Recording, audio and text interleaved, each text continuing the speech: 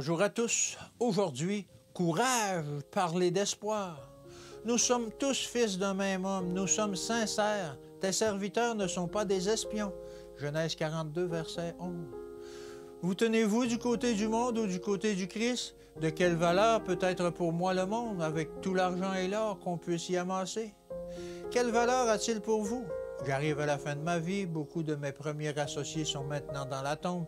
Seule ma sœur me reste dans ma chambre autrefois si nombreuse, et elle est bien faible. Dieu m'a donné de la vigueur, il est la santé de mon être. Chaque matin, je me réjouis en lui.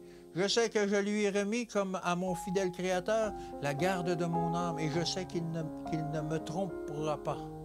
Le Seigneur donnera aussi à chacun de vous sa force, sa grâce et son salut, si vous mettez en lui votre confiance. Lorsque quelqu'un prend de vos nouvelles, ne vous plaignez pas, ne murmurez pas, ne faites pas un effort pour penser à quelque chose de triste afin de gagner sa sympathie. Prenez-le au contraire par la main et dites « Loué soit Dieu, il est l'Éternel, il a droit à nos louanges.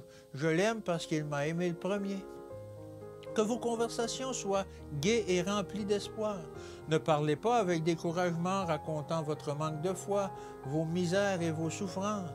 Le diable se plaît à entendre de telles paroles.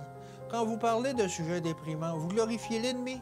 Parlez de foi, d'espérance et de courage, et vous glorifierez Dieu.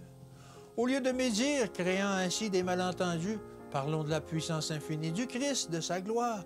Magnifions et exaltons l'Éternel Dieu des armées.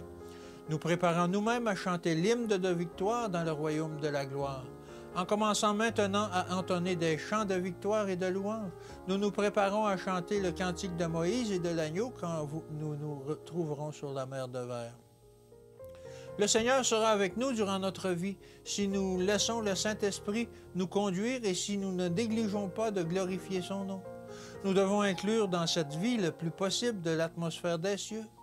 Par des paroles aimables et des gestes de bonté, nous transmettrons à ceux qui nous entourent la lumière du ciel brillant dans notre cœur. Ayant appris à connaître Dieu pour nous-mêmes, nous pourrons dire lors de son retour, « Voici, c'est notre Dieu en qui nous avons confiance. » Et c'est lui qui nous sauve. Ésaïe 25 au verset 9. Que Dieu vous bénisse et qu'il vous garde. Et à demain.